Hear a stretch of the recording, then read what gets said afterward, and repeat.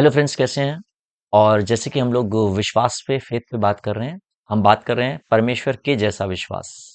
तो उसके जैसा विश्वास को हम सीखने की कोशिश कर रहे हैं, जिससे हम अपनी जिंदगी में भी उस विश्वास को सीख कर आशा की हुई वस्तुओं को निश्चित होते हुए देखें और अनदेखी वस्तुओं के प्रमाण को अपने हाथों में पालें, उस सर्टिफिकेट को पालें जिनको जिनको हमने देखा भी नहीं है। सो मैं आपसे एक बहुत ही खूबसूरत बात डिस्कस करने जा रहा हूं, जो बहुत ही हेल्पफुल होगी हमारे पास, हमारे लिए। जो बातें हैं ही नहीं, उनका नाम ऐसे लेता है कि मानो वे हैं। Wow, super. ये सेंटेंस बहुत ही अमेजिंग है, जो मैंने इससे बहुत सीखा। ये परमेश्वर के बारे में बात हो रही है। वो जो बातें हैं ही नहीं, आप और मेरे को नहीं दिख रही हैं, आप और मेरे को समझ ही नहीं आ रही कि ऐसा हो भी सकता है कि नहीं।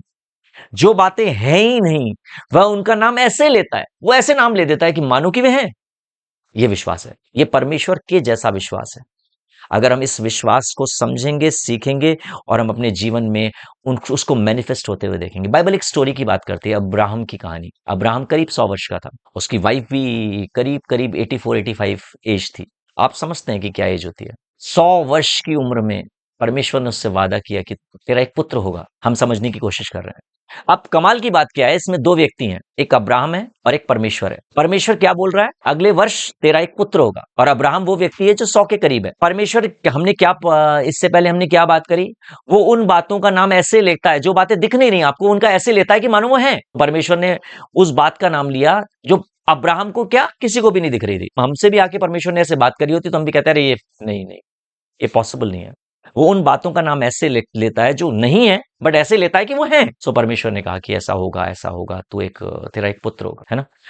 जब परमेश्वर ने ऐसा बोला, और अगर हमने परमेश्वर ने ऐसा प्रॉमिस किया, बाइबल में बहुत सारे प्रॉमिस हैं जो परमेश्वर ने वायदे करे।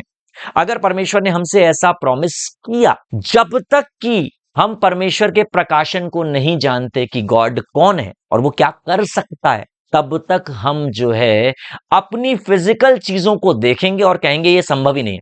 अब्राहम की फिजिकल कंडीशन कैसी थी, आप लोगों से मैंने अभी डिस्कस किया। बूढ़ा था वो, 100 साल का बूढ़ा। उसकी पत्नी भी 84-85 थी, बूढ़ी थी, है ना।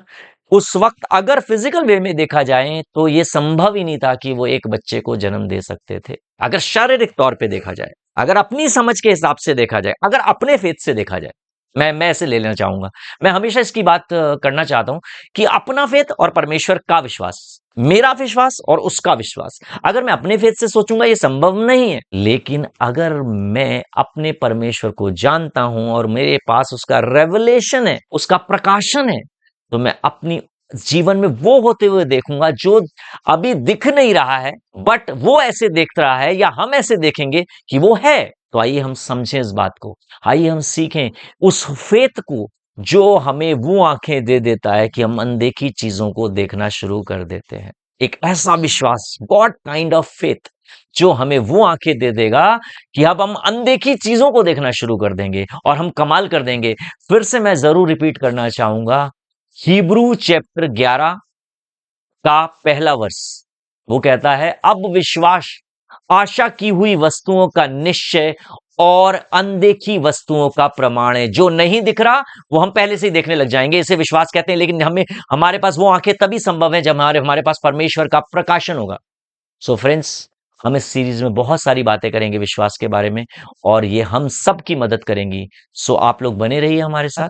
और हम आपको एक हेल्पलाइन नंबर भी दे रहे हैं, आप हमसे कोई भी सवाल के साथ हमारे सामने आ सकते हैं, हमसे बात कर सकते हैं और हमसे बहुत सारे सवालों को पूछ सकते हैं। Thank you so much.